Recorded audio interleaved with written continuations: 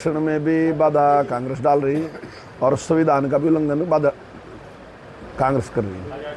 अब कांग्रेस ने पहले भी एक बार ना, जब साहबानों का केस था तो उसमें सुप्रीम कोर्ट का निर्णय था। सुप्रीम कोर्ट का निर्णय संविधान के अनुसार ही था, लेकिन उसमें जब कुछ लोगों ने ऐतराज़ किया तो राजीव गांधी ने संविधान में परिवर्तन कर दिया। अब भी राहुल गांधी जो है वो कह रहे कि भी वो अल्पसंख्यक को आरक्षण देंगे, मजहब के आधार पे उनको आरक्षण देंगे, जबकि संविधान इसकी इजाज़त नहीं देता कि आप किसी को मजहब के आधार पे आरक्षण दे ही नहीं सकते। तो अब वो कैसे देना चाहता, तो वो कहता है कि हम संविधान को ही बदल देंगे। तो संविधान बदलने की, तोड़ने की बात वो कह रहा है, हम नहीं कह रहे।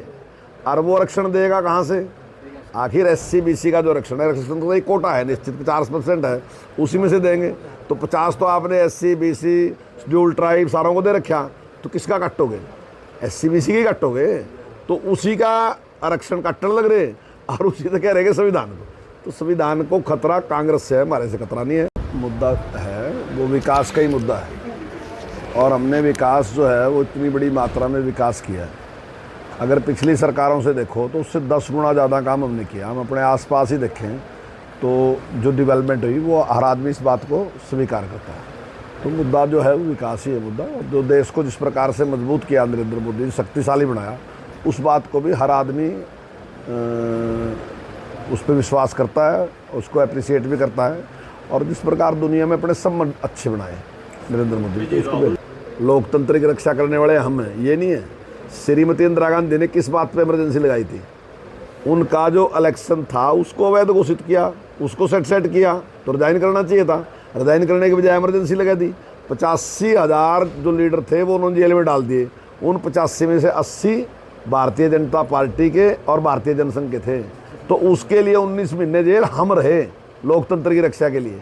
और हमारे से पहले जब भी विपक्ष की सरकार बनी, हमेशा श्रीमती इंदिरा गांधी ने या कांग्रेस के नेताओं ने 356 का प्रयोग करके उन सरकारों को तोड़ने का काम किया। अगर सरकारें विपक्ष की चलनी शुरू हुई तो वो अटल बिहारी वाजपेयी की सरकार बनने के बाद शुरू हुई। चौधरी देवीलाल की सरकार बनी, चली नहीं। चौधरी चरण सिंह की सरकार बनी, चली नहीं। प्रकाश सिंह बादल जी की सरकार बनी, चली नहीं। वीरेंद्र सकलेचा की सरकार बनी, चली नहीं। भैरव सिंह शेखावत की सरकार बनी, चली नहीं। कर्पूरी ठाकुर की सरकार बनी, चली नहीं। शांता कुमार की सरकार बनी, चली, सब टूट गई बीच में। क्यों तोड़ दी? क्योंकि इनके पास ताकत थी, इन्होंने कुछ भी किया, उन सरकारों को तोड़ दिया। और आप उसके बाद देख लो, जब अटल बिहारी वाजपेयी की सरकार आई तो उसके बाद चौटाला साहब की सरकार चली कि नहीं चली? उसके बाद प्रकाश सिंह बादल की सरकार 5 साल चली कि नहीं चली? मुलायम सिंह यादव की सरकार 5 साल चली कि नहीं चली? हर सरकार 5 साल चल रही। तो अगर लोकतंत्र के तहसी हैं ना, तो वो हम हैं, हमारा विश्वास है लोकतंत्र के प्रति। इनकी तो ऐसी थी कि जब इनका मूड है यानी किसी की भी 356 लगा के तोड़ दें। 100 बार 356 का इस्तेमाल करा, 47 बार तो केवल और केवल श्रीमती इंदिरा गांधी ने इस्तेमाल किया।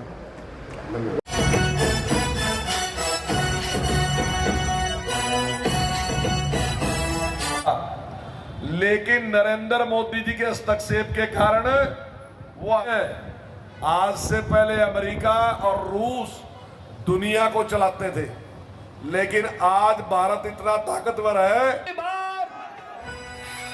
शर्मा जी भी आए। माता की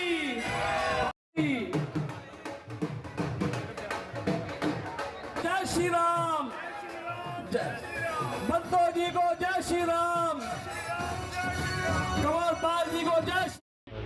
प्रोग्राम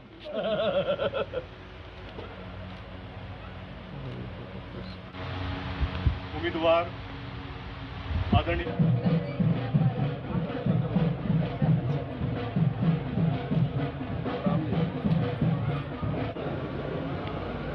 बुजुर्गों, नौजवान साथी,